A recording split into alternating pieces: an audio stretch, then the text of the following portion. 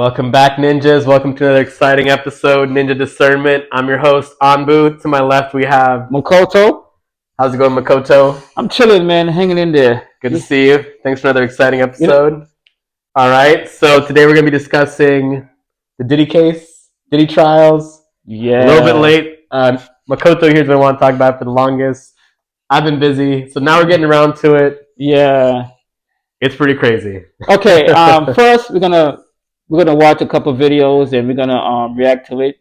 Then I'm gonna tell you what I think about the music industry and why the reason I was actually in the music industry and I actually stopped recording music. And let's go right in and watch the videos and we actually review it and see what's up. Let's go ahead. So news just broke that Steve Harvey was sleeping with Diddy for over 20 years, but this is where it gets weird. Because not only is his own daughter involved, but he was caught hinting at the entire situation years ago. Just watch. It just doing everything. You can get baby oil on pizza. I done got it on pizza before. I give you taste it, you can't even hardly taste it. I had baby oil all around my mouth before. I don't even know what's on there. It's just a baby oil type night. It's just baby oil. The heck is it? Baby oil. But it doesn't stop there, because now they're coming after other people involved. That's opening a completely new rabbit hole. Just watch. It's Shark Tank, of course. It's been on a long time, and you can kind of tell by what they're falling for now. Our company's Boom Boom, and we're seeking $300,000 in exchange for 10% of our business. Sharks, we have a new best friend for your nose. Tropical Rush is our best seller. There's a base of menthol and peppermint in all of them. There you go. Boom, boom. What the hell is that? Next week. Okay, let's go to the next one. So, I guess we can talk about that for a second there, right? Go ahead.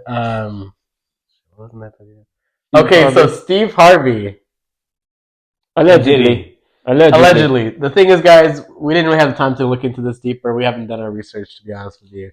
So if we're wrong here, let us know in the comments. We don't want to be slandering Steve Harvey or anybody. We like Steve Harvey, aside from all this stuff, if it's true. Yeah, that's why we say allegedly, because we don't really know. Yeah, we weren't there. We didn't get dosed in the baby oil. Nah, personally. straight. But yeah. I don't. But if that is true, dang, Steve, that is crazy. Yeah, that is crazy. I don't really, that's whatever they do, that's their problem, really, man. I'm just not with it. You know what I'm saying? And to be honest, 20 years is a long time, man. 20 years is a long time. This guy's been married a bunch of times too. No one of these marriages aren't working. I hope that's not the reason why, man. But Steve, I just hope that's not true. Let's jump to the next one. Now, this guy, Terrence Howard, he always have a lot of things to say. He's interesting, you know what I mean? And I think I saw him on the first Iron Man film. He was playing Rhodey. Yeah. Friend. Yeah, I remember that. But let's see what he's saying. This guy's been around for a long time. When you give up your manhood, I've never seen somebody recover from it. That was all the people that went to the puffy parties. That was all the people that did all those things thinking that there was never going to be a consequence for what they were doing. Wow. Get punked out and pimped out by some greater desire. You shouldn't have a greater desire than being a man. So you see some guys struggling with that. You see Bieber struggling with that. You see some of these guys struggling with that. They can't get it out of their head. They can't get it out of their head. The things that they did, no matter how they did it, whether they were drunk or high or whatever, you gave up your man card. You need therapy. And that's the thing that hurts them the most. And so they end up on drugs, end up every way to try and get rid of any principles there are. And that's what the business does. The women that trade their bodies to go and get the role, they get to the point where they have their Oscar, they have their money, but they don't have their dream. They don't have the soul that they started with. So it's like achieving don't mean anything. If I get all the Nobel Prizes from doing all of this, but in the process I have to trade out all of my integrity to do it so that they can stay in place, what benefit is that if I lose my integrity? You got to go in as a principle. And what we were brought in here is myth. To give that light. We produce 1,500 for a reason, because the aggression is necessary. You don't. Okay, so I'm going to give you a story. Yeah. Before you jump that story. Okay. Go ahead, I'm listening. Makoto. Go ahead. This guy had some good points. all the money in the world is not worth it. Not all money is good money. No. And bad money, it's not worth selling your soul for. It kind of reminds me like a porn star. You know, they make a couple quick bucks. You know, they get millions of views. They get a little bit of quick cash, maybe $1,000, $2,000. But then they sold their souls. For the rest of their lives, they're going to be embarrassed. They're going to regret that they did that. The cash only comes once. Even if you get some cash and some fame, so what? You lose your respect. A lot of times it's not worth it. When we say sell your soul, I never really understood that until recently. What does that mean? Your image. Your image is going to be destroyed for the rest of your life. And then beyond your lifetime, it's going to be destroyed. So that's what he's talking about. When these people fall into these things, okay, you get a big part in a movie people are going to forget about in a year or two. But what did you have to go through to get that part? You know, that's just crazy. That's my 2 cents. And yeah, not all money is good money. So my thing was, I was actually in the industry before. I used to work for a bunch of big record company in New York and Manhattan, and there was a lot of things going on before this came out. I heard a lot of things was going on behind the lines, and I was like, nah. And the music that they was planning on putting out, you know, killing people and all sorts of craziness, running up on people. You're actually, now when you're doing stuff, I remember back in the days when music was, you know, you enjoyed the music, right? More pure. Yeah, you like music. You know, I used to listen to Music Soul Child. Yeah. I used to listen to you know, a lot of other artists. Yeah. Nickelback. Yeah. No, there's a lot of music back then. Even Ja Rule, that a lot of people don't. You know, he had great music with him and Ashanti. Yeah. What would I be without you? Yeah. There's actually good music though. You know, it wasn't about killing anyone. You know, we had 112 and all sorts of people, and it was great music back then. You know, and the feeling that you had with those music was good time. It was in New York.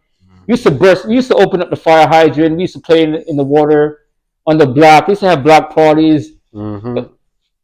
I think the music sounds good, man. Take me back. Yeah, but the music itself affects everything around you, people around you. You're rapping about guns and killing people.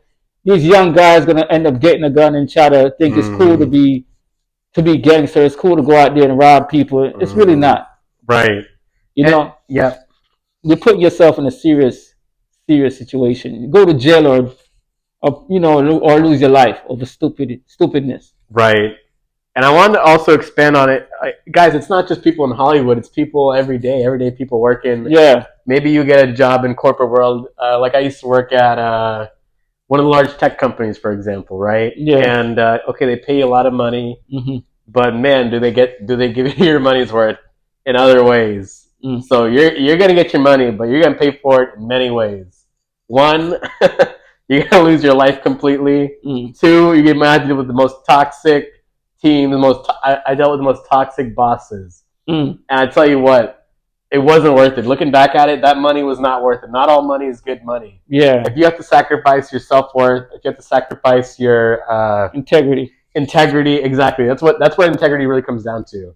When you're faced with these harsh decisions, oh my gosh, can I really give up this big salary? Maybe it's $100,000, $200,000, $300,000, $400,000, whatever, right? Whatever it is, whatever amount they give you to make you sell yourself in ways that you would not like to otherwise. That's when it comes to like, okay, do I have integrity to do the right thing and say no to this? Because, okay, if a lot of people can't even do that on a small scale to a big corporate machine, you know what? You can't even turn around and point the finger at these celebrities trying to make a big break after they've been struggling in Hollywood for years trying to get a part or stay on top, support their families, blah, blah, blah. So, but here's the thing. Yep. It's not really them, you know. It's like the record company that actually tell them, they actually make them, like they give them an image and say, yo, this is what you got to follow. This is what sell records. This is what do that, you know. Exactly, yeah. The record companies, but the bosses, yeah. Remember one thing, all right? When you're influencing people and you're making other people do bad things, you got to deal with God about whatever that person going to the bad road. It's your fault. Yeah. It's your fault. That's the reason why I stopped music completely, because I have to keep using profanity. I don't want to do that. I have to sing about guns and stuff. I don't want to sing about no guns. I don't want to sing about that. And people say, why don't you do gospel music? Now I was an okay artist. There's people that's better than me, but I just felt like I felt like that wasn't my passion. I used to get up I used to have dreams, and I used to be writing the whole song in my dream with the beat and everything, and the song was fire, but I didn't pursue it because it's not me. I could only be me, man, and I don't want to put out negative energy out there and let someone hurt themselves over stupidness because God's watching everyone, and I don't care what you guys got to say out there, but I'm scared of who God is. You should be scared, terrified, because this life is very serious. It's not a game. It's not a game. Okay? So take things very seriously. That's what I think about that. You think about that, Umbu?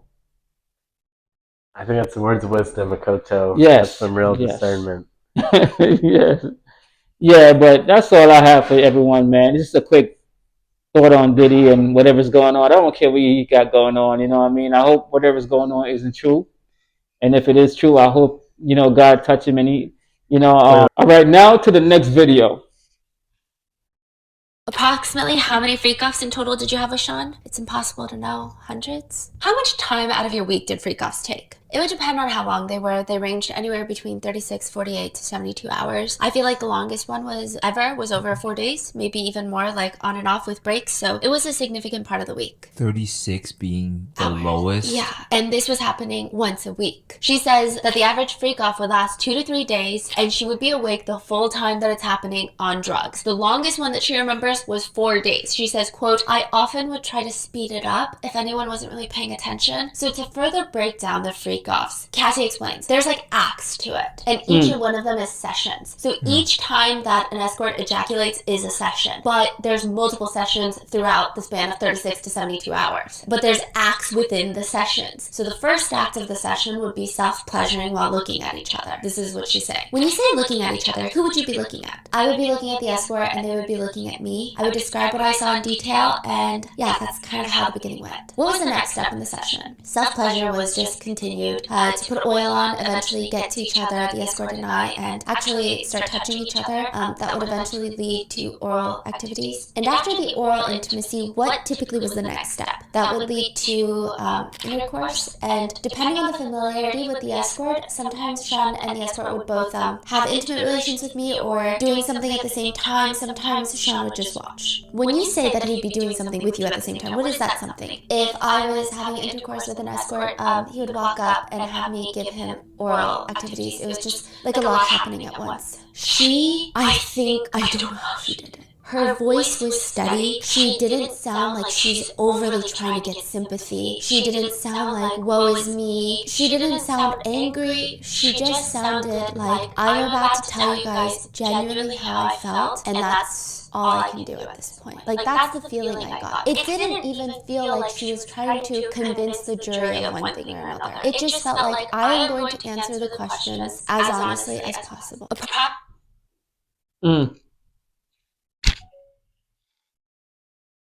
That was crazy. I mean, what? 4 times a day? Is that what she said? Like the free cost would last like 2 to 3 to 4 days. I think that's what she was saying. Wow. At least once a week for like hundreds of times, at least 100 times she did that. With multiple male escorts and Diddy. I don't know what situation she was in. Right. But, I hope that, she prays and she get herself out of the situation. That's a lot of things to deal with. She probably loved the guy so much she'll probably do anything for him, or I don't know if it's like a manipulation thing or whatever it is, but I hope that she, that goes the way it's supposed to. And I just leave it all in God's hand. I'm not here to bash anyone or talk bad about people. I just wish them the best. So hopefully she fixed that situation and she feels better. And Diddy, come to his senses if he really did do that. And he give himself to God and he come clean, or he just change his ways. And that's what it's about, because God like to use people that, you think will never change like that, and he end up changing for the better. You never know. Yeah. So Makoto is a good ninja. Me, I mean, I happen to think a lot of women are like really professional victims. I think Cassie is becoming a professional victim on this one. I mean, hundreds of times. I mean, come on, guys. That sounds kind of ridiculous. At what point do you take personal responsibility? This goes back to having integrity, and looks like she's somebody that just loves the money. Maybe she has a lot on her shoulders. I won't say anything further. We wouldn't know. We've never been in that situation, and honestly, I don't think we would ever be in that situation because, yeah, I think fame changed people. Right. Being famous changed people. I wouldn't want to be a billionaire or anything like that. A few million is okay to help my family out and stuff like that. But if I have to sell my soul to get it, that's a no. I'd rather just work two jobs and just work hard and just do what I got to do and pray that everything works out. That's how I look at it, to be honest with you. Right. And thinking about the whole thing, is this legitimate? I don't know. Like, why did they come after Diddy now? It sounds like a lot of this stuff's been going on for the longest time. So I think that do I think Diddy's innocent? I don't think Diddy was innocent, but I think that there's a lot of people complacent that allow these things to go on for a long period of time. That's true, yeah. And for whatever reason, it's no longer convenient to let that keep happening.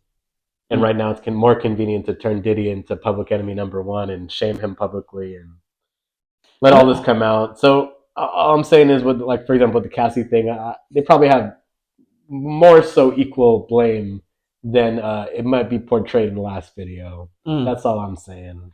Could be, but who knows? I don't know. We're gonna actually see what happens after the court cases and everything. What it boils down to, we're gonna see what it boils down to and who's innocent from who's guilty. And I'll let God do the judging. You know what I mean? But that's where I'm at with that. And I just wanted to go a quick one with this one, and I'm okay with. That's it for this one, man. I mean, let me know what you guys think about this. Leave a comment. Remember to like, comment, and subscribe. Let us know what you think about the situation, and if you think Cassie is wrong or Diddy is wrong or whatever's going on, or they both wrong, let us know in the comments, and we'll see you again in the next one. And you was watching Ninja Discernment, huh?